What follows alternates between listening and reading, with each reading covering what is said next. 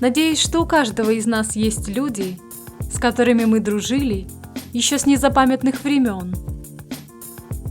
На каком-то этапе жизни у нас даже было много общего. Мы хорошо разбирались в математике, или вместе играли в футбол во дворе, или мы были однокурсниками в университете и помогали друг другу с заданиями. Сочувствовали и давали советы во время вечерних посиделок из-за неудачного свидания или раздражающих родителей.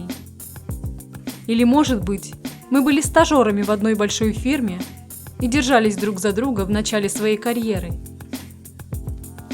Но позже жизнь повела нас разными путями. Теперь кто-то из наших друзей обзавелся 3 маленькими детьми, и у него нет времени на общение. Кто-то уехал к морю, где управляет рыбной фермой. Кто-то ушел в политику или стал фотографом и переехал в Великобританию, где снимает скалистые утесы. Судьба может разбросать нас по всему миру. И будучи оторванными друг от друга, мы перестаем понимать жизнь другого человека, как и он нашу. Постепенно это делает нас незнакомцами. И даже если однажды мы случайно столкнемся, и у нас появится возможность поболтать, то уже будучи совершенно разными, мы вряд ли снова сблизимся. Тем не менее, подобное общение может быть чрезвычайно полезным, если мы встретимся на один день за ужином, или вместе прогуляемся по парку, или даже просто во время случайной переписки в интернете. Ведь друзья действуют как проводники к нашим более ранним версиям себя. Они напоминают, какими мы были, но успели забыть, какие нас обуревали страсти или какие у нас были мечты. В компании старого друга мы подводим итоги пройденного нами пути. Мы видим, как мы развивались, как мы преодолели то, что когда-то причиняло боль, или не преодолели. Что для нас имело значение, или что нам очень нравилось. Старый друг – хранитель наших воспоминаний, которые в противном случае были бы просто стерты временем, хотя содержали очень ценную информацию. Нам нужны старые друзья из-за огромной сложности человеческой натуры. Ведь в своей жизни мы проходим разные стадии развития. И на каждом этапе мы отбрасываем наши прошлые опасения, а также забываем о наших планах и надеждах, которые раньше двигали нас вперед. В 14 лет мы все время обижались на родителей. 20 лет спустя вся эта идея звучит очень абсурдно. И все же старый друг напоминает нам о том времени, заставляя вновь почувствовать атмосферу старого дома, наши переживания тех дней. Но так, как писатель, заставляет нас следить за книжным персонажем и анализировать его поступки.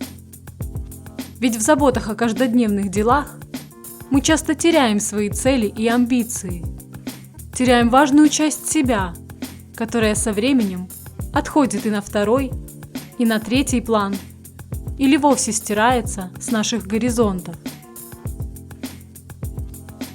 И это заставляет нас чувствовать себя несчастными, потерянными, забывать о своих талантах и, как следствие, не знать теперь, что делать со своей жизнью. В 22 года мы считали, что быть холостяком невыносимо. Потому мы много общались с друзьями, делились своими переживаниями и своей болью.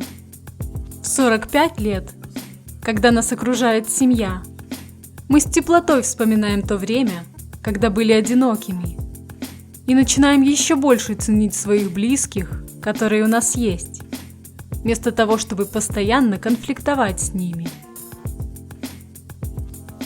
Как видите, у старого друга есть для нас очень важные сведения о нас самих. Ведь воспоминания о том, кем мы были, в сравнении с тем, кем являемся сейчас, жизненно важны для нашего роста и целостности.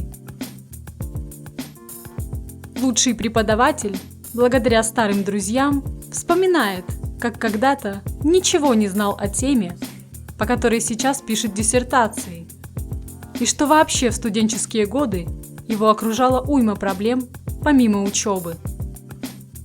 И это позволяет ему стать добрее к студентам, которые пока знают очень мало или готовятся к практическим занятиям не так усердно, как бы ему хотелось. Лучшие начальники вспоминают собственный опыт начала карьеры в качестве простого сотрудника, что заставляет их пересмотреть строгость поведения с новичками. Лучшие политики осознают, как на определенном этапе своей жизни они придерживались совершенно других взглядов по сравнению с теми, которые они сформулировали сейчас. И это делает их более лояльными к избирателям соперников. Хорошие родители осознают, чем их раздражали собственные предки в раннем детстве. Ныне богатые люди вспоминают, каково это было осмелиться войти в дорогой магазин, где, как они считали, продавцы будут смотреть на них с осуждением. Однажды брошенные или преданные люди отпускают свою боль и обиду на прошлых партнеров, когда вспоминают эти отношения с высоты прожитых лет, и теперь испытывают к тому человеку лишь благодарность за подобный опыт. Старые друзья активируют воспоминания о самых интересных и ценных моментах нашей жизни, которые способствовали становлению нашей личности и которые на самом деле очень нужны нам для пересмотра наших новых ценностей, о которых мы благополучно забыли в своем ограниченном настоящем. Потому не забывайте старых друзей. Друзья, каждую неделю мы публикуем новые видео, которые заставляют вас задуматься и качественно изменить вашу жизнь. Потому обязательно подпишитесь на наш канал, чтобы не пропустить еще много интересного.